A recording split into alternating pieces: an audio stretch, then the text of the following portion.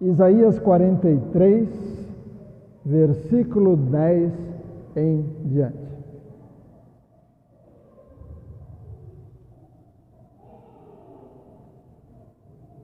Vocês, coloque seu nome aí, por favor. Você, Jânio, você, Karina, você, Helena, você, Beth, você, Beth também, né? Tem duas hoje aqui.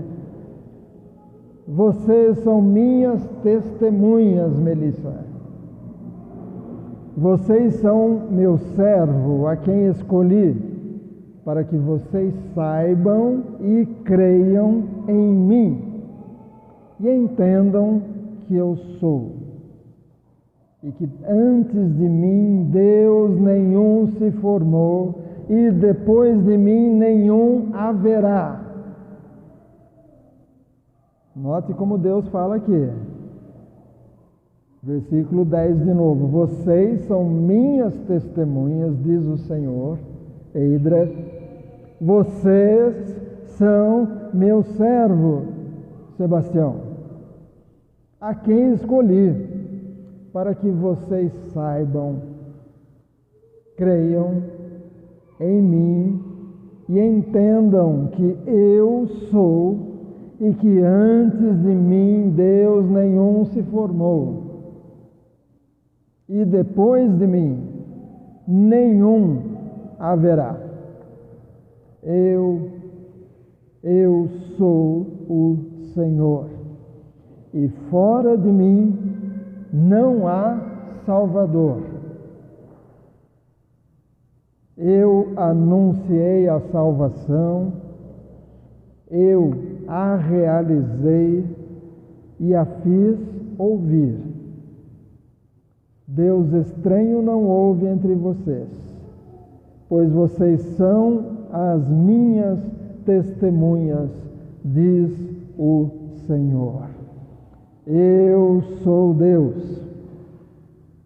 Ainda antes que houvesse dia, eu sou. E não há quem possa livrar alguém das minhas mãos. Agindo eu, quem impedirá? Agindo eu, quem o impedirá? Amém? O cristianismo tem uma razão de ser. A primeira vez que os discípulos foram chamados de cristãos foi lá em Antioquia. Na realidade foi uma gozação, era um bullying. Era um jeito de botar um apelido nos crentes. E você sabe que apelido geralmente é uma gozação. E quando os discípulos estavam naquela cidade, o povo começou a dizer, são cristãos. Era um jeito de gozar, dizendo, são imitadores do Cristo. Mas na realidade o nome foi bem aceito. E o grupo passou a se denominar cristãos, pequenos cristos. O Joel tem que ser um pequeno Cristo. O Arthur também, que vai fazer aniversário esses dias, né, Arthur? Também tem que ser um pequeno Cristo. Eu que fiz aniversário hoje, mandei mensagem para alguns dizendo, cheguei aos 62. Aí a pastora depois falou, não é 62, é 61. Eu falei, por que eu não pus 61? Ela disse, não, você escreveu 62 aqui no grupo da família. 62 foi o ano que eu nasci. Devia ter nascido em 60, aí ficava mais fácil, né? Era sempre a mesma... Mas nós somos testemunhas. Testemunha é uma pessoa que viu alguma coisa. Uma testemunha verdadeira, ela viu e ela conta o que ela viu. Uma testemunha falsa, ela vê uma coisa e conta outra. Ou ela não viu nada, mas ela diz que viu. Nós somos chamados a sermos testemunhas de Deus. Sermos servos de Deus. Houve um tempo que as pessoas não queriam ser servas de Deus. Elas queriam ser quem dava ordem para Deus. E as pessoas até eram ensinadas naquela época a exigir de Deus alguma coisa, reivindicar. e dizer para Deus: é isso que o Senhor tem que fazer por mim. Mas na realidade é o contrário. É Deus quem manda, e quem pode manda, quem é inteligente obedece. Nós somos criaturas.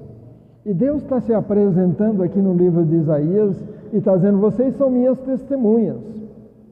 Vocês são servos. Eu escolhi vocês. E o que é que nós precisamos fazer como testemunhas? Ali no versículo 10 está dizendo: para que vocês saibam e creiam em mim. Você e eu precisamos aprender de Deus. Escola bíblica é para isso, né? A gente vem para a escola bíblica para aprender, a gente vai para o estudo bíblico para aprender, porque a gente precisa aprender e crer, não só aprender e decorar, mas eu preciso aprender e crer no que eu estou ouvindo da Bíblia. Se a Bíblia diz que é assim, é assim. Se a Bíblia diz que funcionou desse jeito, eu preciso crer. Existe um grupo que tenta sempre pôr em dúvida o que a Bíblia diz. Eles tentam arrumar uma outra. Não, imagina, não era assim, era assado. Mas eu preciso saber e crer. E entender, ainda no versículo 10, entender. Deus está dizendo: você precisa entender que eu sou. Eu sou. Lembra quando Moisés perguntou: que nome que eu digo para o povo? E Deus disse: diga que eu sou te enviou. Eu sou. Eu sou. Eu não serei, eu sou. Eu preciso entender que Deus é o eu sou. E é que antes dele, ele está dizendo: antes de mim, Deus nenhum se formou. E aí vem a pergunta: e depois? Antes que alguém perguntasse: e depois do Senhor apareceu outro Deus? Então Deus já diz: antes de mim, nenhum Deus se formou, e depois de mim, nenhum Deus haverá. Só tem um Deus, vivo e verdadeiro. É o Deus da Bíblia. Os gregos creem em muitos deuses. Na escola, eles dizem: não é a mitologia grega. Na verdade, não é mitologia grega, é a religião grega. Na religião dos gregos, eles creem em muitos deuses. Tem até o tal do panteão. E tem um Deus para o mar, tem um Deus para fertilidade, tem um Deus da tempestade, tem um Deus da guerra, tem um Deus que é para a colheita, tem um Deus... vários tipos de deuses. Cada um faz uma coisa. Mas Deus está dizendo: não, não, não. Isso é o jeito que os gregos pensam, mas não é assim que funciona. Deus está dizendo: antes de mim, nenhum Deus se formou. E depois de mim, nenhum outro haverá. Tudo que as pessoas creem e adoram, e se ajoelham, e fazem estátua, e prestam culto, Deus está dizendo: nada disso é um Deus. E só Deus pode ouvir a oração de muita gente ao mesmo tempo. Só Deus. Eu já compartilhei aqui lá de Recife, que uma vizinha disse: ora pelo meu irmão. E aí eu abaixei a cabeça: vamos orar pelo seu irmão. E ela disse: não, peraí, pastor, peraí. Aí a mãe correu lá dentro, pegou um papel, escreveu o nome inteiro do filho. E ela veio com o papelzinho e disse: é porque tem muitos com o nome dele. É claro que quando eu falei: vamos orar pelo filho da irmã lá, da senhora lá, Deus sabia quem era o filho. Deus sabia.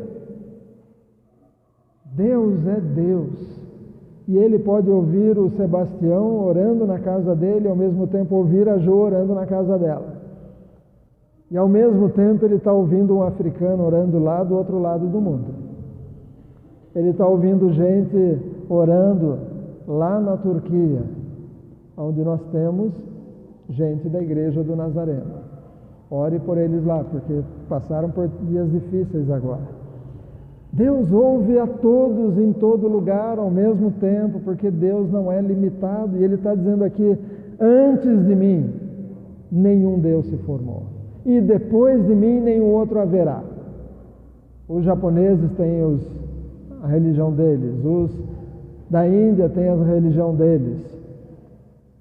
Na Índia não pode matar bicho, porque eles acham que pode ser um parente que voltou, e eles têm toda aquela questão dos deuses e tudo mais. Mas aqui na Bíblia está dizendo que só tem um Deus. Se você é um cristão,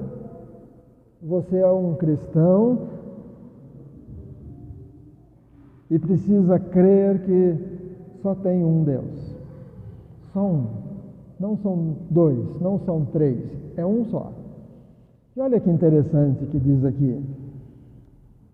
Versículo 11: eu sou o Senhor, e fora de mim não há Salvador. Deus está dizendo: salvação só eu posso dar. Salvação só o nosso Deus da Bíblia pode salvar.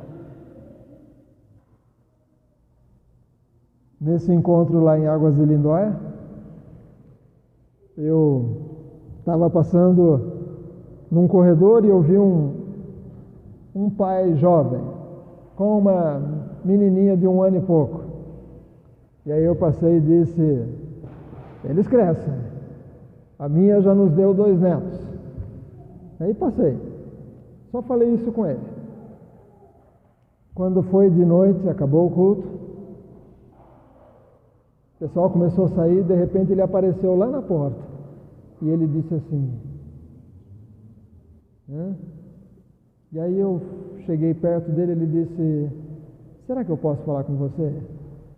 Eu vi que você é pastor, porque o crachá estava escrito Pastor Daniel. Eu vi que você é pastor, será que o senhor pode conversar comigo um pouquinho? E ele já sentou dizendo: eu cresci sem figura paterna. Primeira coisa que ele disse quando ele sentou: eu cresci sem a figura paterna. E eu já conheci muitas pessoas, mas eu agora desejo ter uma família conforme a vontade, fazer a coisa certa agora. E eu acho que o senhor tem algo para me falar. E nós sentamos e conversamos até perto da meia-noite. Peguei o contato dele. Estamos orando por ele. Mas esse Deus é o Salvador. Ele está dizendo aqui: fora de mim não há Salvador. Se alguém disse para você que algo salva, alguém salva, a Bíblia diz que só Deus pode salvar. E de que Deus nós estamos falando? Versículo 12, você vai encontrar a Trindade: Deus Pai, Deus Filho e Deus Espírito Santo, e os três são um só. É o mesmo Deus, que num momento ele se esvaziou e veio e nasceu e cresceu e se tornou adulto, e durante 3 anos e pouco teve o ministério e depois morreu na cruz. E depois ele foi e enviou o Espírito Santo. Os três são um. A gente vai entender tudo sobre a Trindade? Não. Mas eu preciso crer. E eu preciso crer que é assim. A Bíblia disse que é assim, então é assim. Eu não tenho capacidade de ficar tentando entender Deus, porque Ele é Deus. Ele é Deus. Eu já compartilhei com vocês de um pastor que foi numa festa lá nas ilhas de Cabo Verde, e de repente um homem chegou ali todo importante do lado dele e disse: olha, eu carrego o meu Deus aqui no meu bolso, e tirou um papelzinho com uma fotografia para quem ele fazia as orações. Eu posso carregar o meu Deus aqui no meu bolso. E aí ele disse: no meu caso é Deus que me carrega no bolso dele. Ele é o Salvador. Ele é o Salvador. É Ele quem nos carrega, não somos nós que carregamos Ele pendurado, ou no bolso, ou na carteira, ou pendurado na parede. Nós somos pequenos, nada comparáveis ao Deus da Bíblia. Ele está dizendo: eu sou o Senhor, fora de mim não há Salvador, e antes de mim não houve Deus nenhum, e depois de mim também não haverá. E ele diz aqui: eu anunciei a salvação, eu a realizei e a fiz ouvir. A pessoa que nos mostrou esse texto foi o pastor Durvil, que já pregou aqui algumas vezes. Ele disse: nessa passagem nós encontramos a Trindade. Deus anunciou a salvação. Eu vou enviar o Messias, e o Messias será o Salvador. Desde Gênesis capítulo 3, versículo 15, a primeira vez que Deus anunciou um Salvador, Deus anunciou a salvação. Eu a realizei, porque Cristo é Deus conosco. É o Deus que se esvaziou e fez carne e habitou entre nós. Ele realizou a salvação. Ele morreu na cruz, no lugar do Marcelo, no lugar da Aline, no lugar do Franklin. Ele morreu no meu e no seu lugar. E agora Ele está nos fazendo ouvir. É o Espírito Santo hoje, que através da sua igreja está fazendo essa mensagem ser ouvida. Essa mensagem de que Deus anunciou a salvação, Ele mesmo realizou a salvação, e agora através dele essa mensagem está sendo ouvida e ela chegou até você. Hoje nós temos acesso a essa mensagem. Se você olhar lá em Mateus, deixa marcado aqui Isaías, que nós vamos voltar. Mateus capítulo 3. Mateus capítulo 3. Versículo 13 em diante. É o momento que Jesus Cristo vai ao Jordão para ser batizado. Por esse tempo, Jesus foi da Galileia para o Rio Jordão, a fim de que João o batizasse. João, porém, quis convencê-lo a mudar de ideia, dizendo: eu é que preciso ser batizado por você, e é você que vem a mim? Mas Jesus respondeu: deixe por enquanto, porque assim nos convém cumprir toda a justiça. Então ele concordou. Depois de batizado, aí está Jesus, o Filho, logo saiu da água, e eis que do céu se abriram, os céus se abriram, e ele viu o Espírito de Deus descendo como pomba, o Espírito Santo, vindo sobre ele, e eis que uma voz do céu dizia: Deus Pai, este é o meu Filho amado, em quem me agrado. A Trindade aí, Deus Pai, Deus Filho, Deus Espírito Santo. Deus Pai dizendo: este é meu Filho. Jesus saindo de dentro d'água, e o Espírito Santo descendo em forma de pomba. Então Deus está te convidando a saber, versículo 10, e crer nele como o único Deus vivo e verdadeiro. Se você crer e colocar isso no seu coração: eu creio no que está na Bíblia, você será uma testemunha. Ali no versículo 12, ainda diz: Deus estranho não houve entre vocês, pois vocês são as minhas testemunhas, diz o Senhor. Eu sou Deus.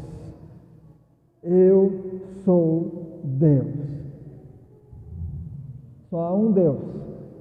Os outros são deuses, com D minúsculo, que os homens criam, que os homens imaginam. Os homens imaginam que tem alguém que cuida dos astros. Os homens imaginam que tem alguém que faz com que a esposa tenha filhos. Os homens ajudam que tem alguém que vai ajudar a vencer a batalha. Mas Deus está dizendo, eu sou o Senhor. Eu sou Deus. Ainda antes que houvesse dia, eu sou. Antes mesmo de que o dia fosse criado. Antes mesmo que o sol fosse criado, que a lua fosse criada, que as estrelas fossem criadas, antes mesmo que o planeta fosse criado, as árvores, a água, os animais, o ser humano, antes de tudo isso, Deus está dizendo, ainda antes que houvesse dia, eu sou. E não há quem possa livrar alguém da minha mão. Esse é um Deus poderoso. Agindo eu, quem o impedirá?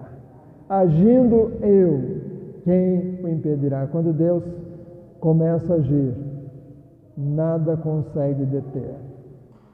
Quando Deus recebe de você a entrega da sua vida e Deus começa a agir na sua vida, ninguém vai conseguir impedir o agir de Deus. Mas precisa entregar. Conversando com aquele jovem ontem à noite,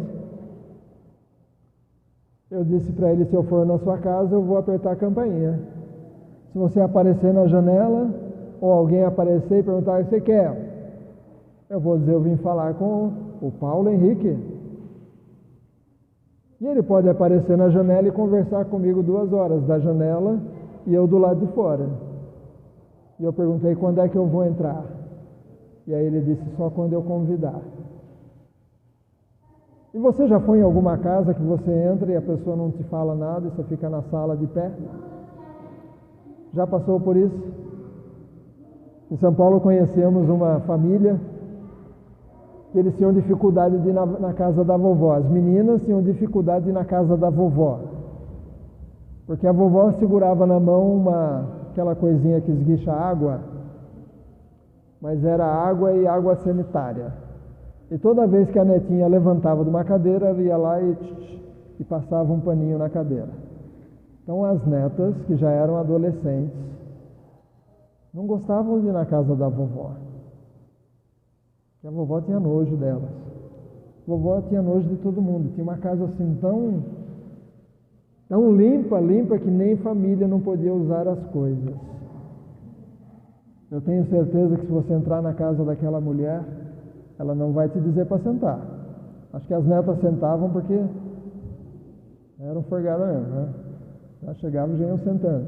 Mas se você for lá, Beth, se você for lá, Irene, ela vai conversar com você de pé e vai dar um tchau.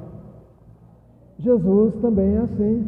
Ele só entra na sua vida, Eidra, só entra na sua vida, Aguinaldo, quando há um convite. Quando há um convite. E ele só vai fazer aquilo que você permitir. Quando eu vou na casa dos irmãos, eu não abro a geladeira. É claro que lá onde a gente morava em Recife, as pessoas já iam na geladeira e abriam, era normal. Eles vão entrando, abrem a geladeira para pegar uma garrafa d'água e já faz um comentário do que tinha na geladeira. Pelo menos no tempo que a gente morava lá era assim. Mas aqui na região de São Paulo a gente não faz assim. A gente só abre alguma coisa se a pessoa disser, vai ali, por favor, abre aquela porta ali, pega copo para mim, por favor. Aí a gente vai lá, dá licença, tá? Abre ali o armarinho, pega copo, porque a pessoa pediu. Jesus na sua vida, ele também só vai fazer aquilo que você pedir para ele fazer. Porque ele não vai invadir seu trabalho, ele não vai invadir seu casamento, ele não vai invadir sua criação de filhos, ele não vai invadir seus sonhos, seus projetos, seus medos, seus traumas. ele vai estar ali à disposição. A hora que o Jânio falar, Jesus, há uma bagunça em tal área da minha vida, Jesus, eu não estou conseguindo, não estou dando conta de resolver essa área da minha vida. Jesus, eu entrego. Jesus, eu entrego aquilo. Jesus, eu entrego minha aposentadoria. Eu entrego minha família. Eu entrego meus netos. Eu entrego a igreja. Eu entrego meu ministério na igreja. Eu entrego. Eu entrego. E quando a gente entrega, ele começa a agir. Beth, Elizabeth. E a Beth ali também. Quando a gente entrega, ele começa a agir, Joel. E ele diz, Rogério, agindo eu, quem o impedirá? Amélio, quando Deus agir, nada vai impedir. Mas às vezes a gente não pede para ele agir. Porque às vezes a gente está tentando resolver. Sabe uma criança quando está tentando montar alguma coisa e o pai está lá do lado e o pai está olhando e a criança está tentando montar e não está conseguindo? Às vezes o pai só está esperando o quê? Papai, me ajuda. Aí o pai às vezes nem vai pôr a mão, às vezes só vai dizer, ó, começa por ali, põe esse pedaço primeiro, faz aquilo outro. Agindo eu, quem o impedirá? Vai lá para o capítulo 44.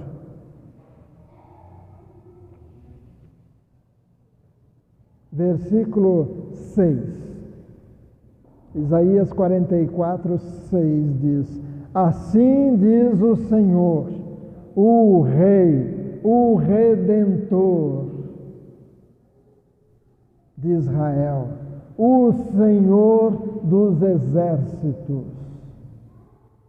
Eu sou o primeiro e eu sou o último, e além de mim não há Deus.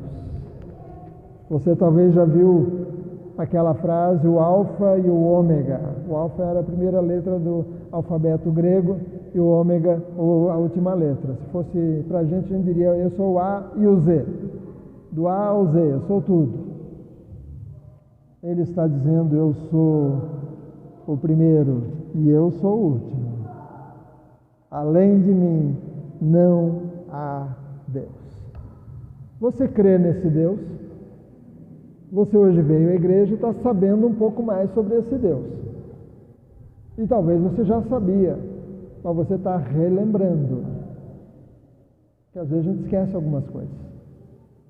Às vezes a gente esquece. Nesse encontro que eu fui para a terceira idade, é o terceiro ano que nós vamos, e desde o primeiro o pastor Ripe nos convidou para fazer atividade com os homens, porque as mulheres faziam tricô, crochê, macramê, e pintura não sei das quantas, pintura no vidro. Aí o pastor Ripe disse, você não quer ir lá e fazer algumas coisas de madeira com os homens? Eu falei, vou. Aí ele chamou os homens na salinha lá, isso há 3 anos atrás, houve um período que não teve por causa da pandemia, e aí os homens chegaram, de repente as mulheres chegaram também, o que vocês vão fazer? Daqui a pouco uma pegou alguma coisa para fazer, outra pegou. O ano passado esperaram a professora de artesanato, porque ela estava fazendo um projeto de marcenaria também. Aí nesse ano perguntaram, vamos ter marcenaria? Eles disseram, até a professora de artesanato estava em marcenaria, então tem que ter. Mas a gente estava lá na sala, uma sala que o hotel reservou para a gente, levei minhas ferramentas todas, o IDEA foi lotado e voltou mais lotado ainda, eu ganhei mais umas madeiras lá, né? Eu não podia jogar fora, né? Mas teve uma tarde que entrou um senhor, eles ficam olhando assim da porta, que é isso? Marcenaria? Aí eu disse, pode entrar. Aí ele entrou e disse, a mais nobre das profissões. Ele não conhece outras, né? Mas aí ele disse, foi minha primeira profissão, com 8 anos de idade. Hoje eu tenho 80 e poucos anos. Com 8 anos eu ia numa marcenaria do lado de casa e o marceneiro me ensinou a fazer algumas coisas. Aí eu disse, tem aqui madeira, tem cola, faz uma coisa para o senhor levar para sua casa. E ele deu um sorriso e disse, posso? Pode. Aí eu dei uma peça lá para ele fazer, ele ficou lá, colou, cortou, serrou. Daqui a pouco ele veio para mim chorando. Disse, voltei 70 anos atrás. Voltei 70 anos atrás. E isso aqui eu vou fazer um quadro. Era para ser um descansa-panela, né? Mas ele disse que ele ia colar uma fotografia lá. Eu disse, o senhor quer que eu lixe? Não, eu mesmo quero lixar quando chegar em casa. O senhor quer que eu arredonde os cantos? Não, vai ser meu projeto, eu vou arredondar isso aqui e eu vou colar uma fotografia. Aí eu disse, essa madeira escura aqui é embuia. Era madeiras de antigos bancos da glicério. E aí ele disse, então já estou levando abençoado. Mas ele foi para casa chorando, grato, porque nós tocamos de uma forma diferente a vida dele. Eu sou o primeiro, eu sou o último, e além de mim não há Deus. Como cristãos, nós precisamos tocar vidas. Tocar vidas. Vai lá para o capítulo 48, ainda de Isaías.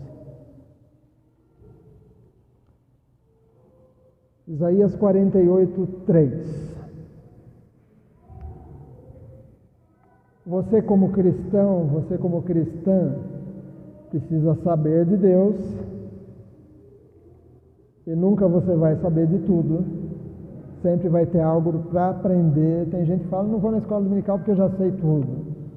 Não sabe de nada, inocente. Venha porque você vai descobrir que tem coisa que você não sabe. Coisa que você vai um dia, na hora da necessidade, dizer, opa, agora eu sei o que Deus quer que eu faça nessa situação aqui. Você precisa saber sobre Deus. E saber cada vez mais. É como uma parede que você vai construindo um tijolo em cima do outro, na posição certa. Aqui no versículo 3 diz, desde a antiguidade anunciei as primeiras coisas, a minha boca as pronunciou e eu as fiz ouvir. Tudo que Deus fez desde a antiguidade, você tem escutado, porque Deus tem feito, por intermédio do Espírito Santo, com que essa mensagem chegasse até o Brasil, e no Brasil chegasse a Hortolândia, e em Hortolândia chegasse ao Jardim Adelaide, a mais antiga Nazareno daqui, aquela ali perto do Parque São Jorge, é a mais antiga. Mas Deus tem espalhado muitas igrejas com nomes diferentes, igrejas que estão fazendo ouvir as maravilhas de Deus, fazendo ouvir o que Deus tem feito, o que Deus tem pronunciado. Eu as fiz ouvir e de repente agi, e elas se cumpriram.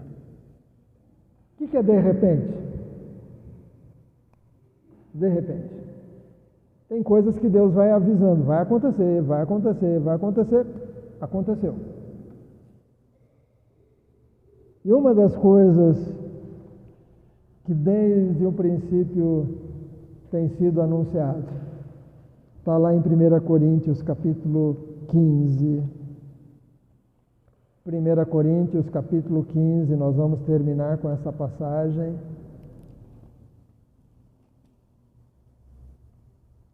1 Coríntios capítulo 15.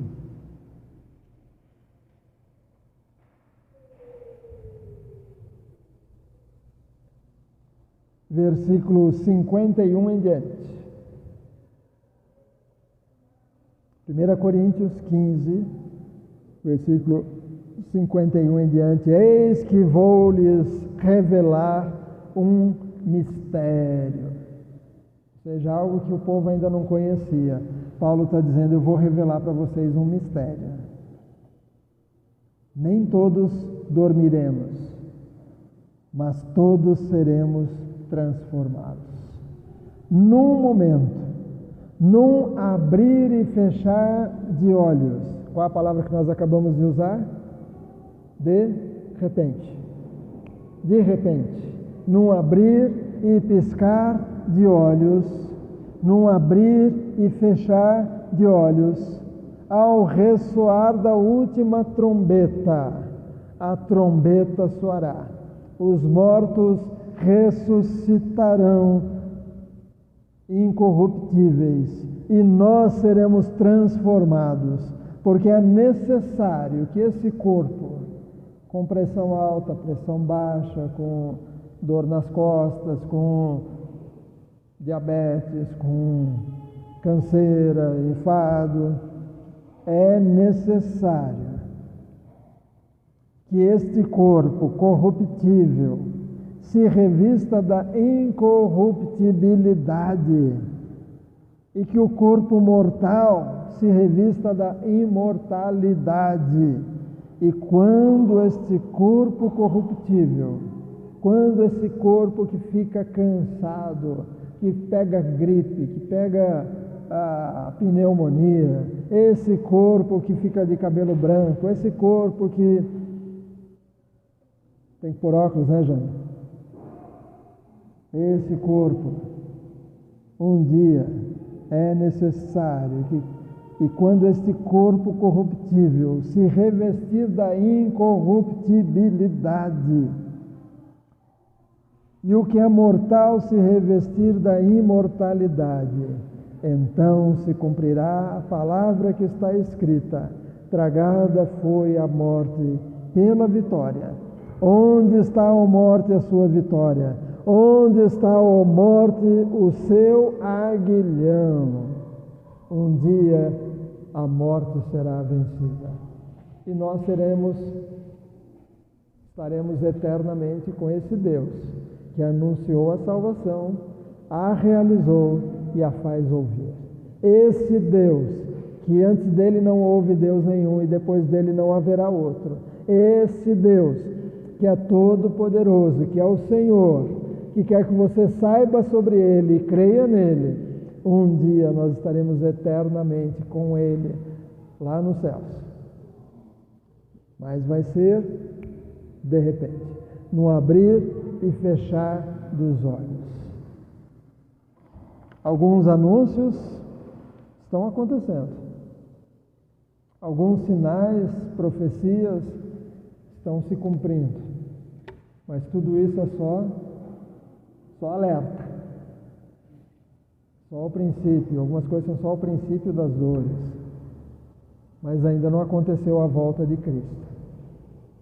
Porque a volta de Cristo será de repente. Então, para que eu esteja preparado naquele instante, quando de repente vai acontecer, eu preciso começar a me preparar hoje. Se eu não sei sobre Deus, eu preciso aprender sobre Ele.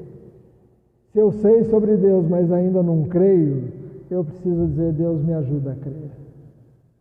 Deus, está difícil crer porque eu tenho algumas ideias meio bagunçadas aqui na minha cabeça, já vi muitas religiões, já vi muitas ideias, já ouvi muita coisa, já ouvi gente falando que a Bíblia não vale nada porque foi escrita por homens. Quantos já ouviram isso? A Bíblia foi escrita por homens, né? Mas a pessoa pega o manual do carro, escrita por homens, e vão ver como cuidar do carro. As pessoas abrem um jornal, escrito por homens, e vão ler as notícias e as coisas que vão acontecer naquela semana. As pessoas pegam a receita do médico, que foi escrita por um homem, e vão na farmácia e compram um remédio porque querem a cura. Mas quando chega a Bíblia, não, isso aqui foi escrito por homens. Creia na palavra. Creia. Põe no seu coração, só tem um Deus. E esse Deus é o Salvador. Esse Deus me amou. E Ele me amou tanto, João 3,16, que Ele enviou o seu Filho unigênito, Jesus Cristo, para vir e mostrar que era possível viver sem pecar. Que é possível hoje nós termos uma vida de obediência a Deus. Ele veio para mostrar o caminho, ele veio para ser o Salvador. E agindo Deus, quem impedirá? Abaixe sua cabeça, feche seu olho. Esse Deus que é o único, esse Deus que disse: eu sou o Deus verdadeiro. Esse Deus deseja cuidar da sua vida. Ele deseja cuidar do seu casamento. Ele deseja cuidar da sua saúde. Ele deseja cuidar das suas emoções. Talvez a emoção está meio abalada, algumas coisas aconteceram, está difícil dormir, está difícil ter esperança. Ele deseja cuidar da sua vida financeira.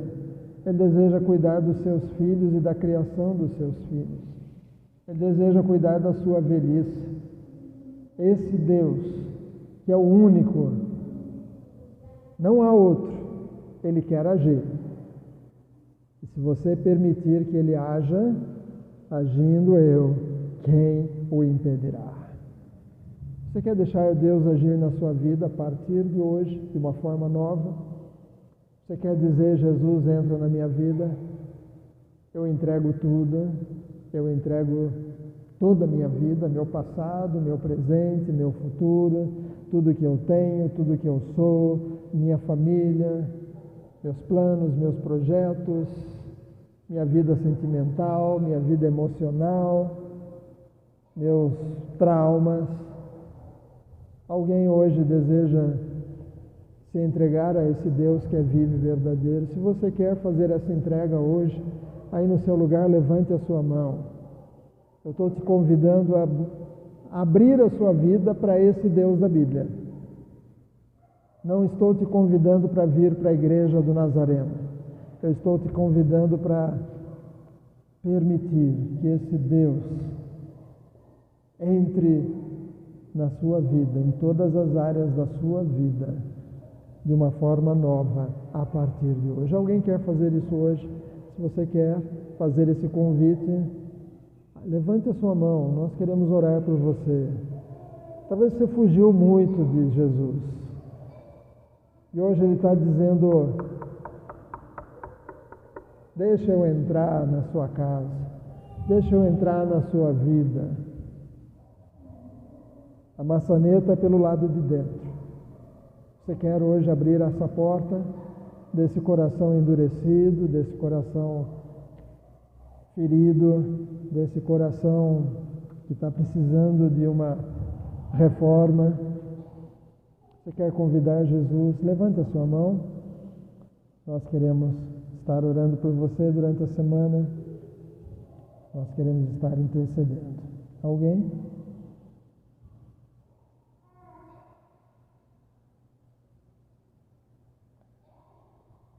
Ó Deus, o Senhor conhece como estamos hoje. O Senhor sabe como o Dudu está ali atrás, que ele está pensando. O Senhor sabe o que o Caio está pensando. O Senhor sabe o que todos nós estamos pensando agora.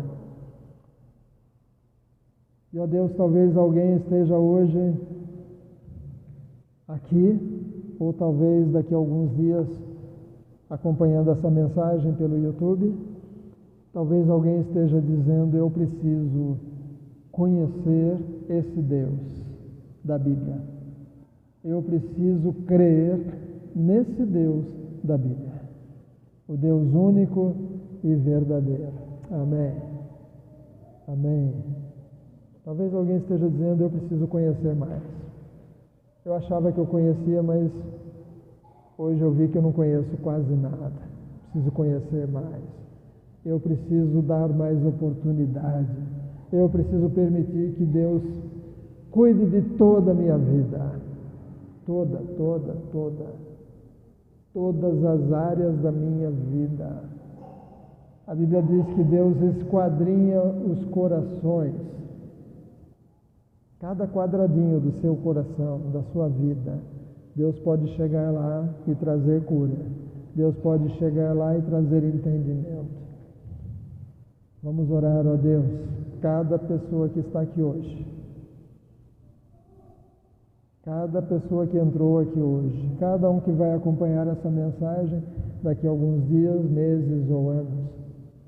Cada pessoa que ouvindo essa mensagem está agora dizendo: Deus, eu preciso te conhecer mais. Eu preciso do Senhor. Abençoa, Deus. Abençoa. Abençoa cada um. Faz, ó Deus, a tua obra. E quando o Senhor age, ninguém consegue impedir. Porque o Senhor mesmo disse: agindo eu, quem impedirá? Talvez alguém aqui está com problema no casamento. E agora está dizendo: Deus pode agir. Pode agir no meu casamento. Creia. Deus vai agir. E Ele agindo, ninguém vai conseguir impedir. Talvez alguém esteja com alguns problemas na vida espiritual, tem tido derrotas porque o inimigo tem tentado e tem conseguido levar para o pecado. Aí no seu lugar vai dizendo: Deus, eu preciso que o Senhor me ajude a vencer todas as tentações. Age, Senhor, age. Me ensina o que fazer para não cair nas tentações. Me ensina onde ir e onde não ir. Com quem me envolver e com quem não me envolver. Me ensina. Ó Deus, cada pessoa tem uma situação diferente aqui. E eu peço a tua bênção sobre os que estão aqui e sobre os que estão em casa. Em nome de Jesus. Amém. Deixe Deus agir. Fale com Ele quando chegar em casa. Converse com Ele durante a semana. Deixe Ele agir. E quando Ele começar a agir, deixe Ele agir. Deixe. Agindo eu, quem impedirá? Que Deus te abençoe.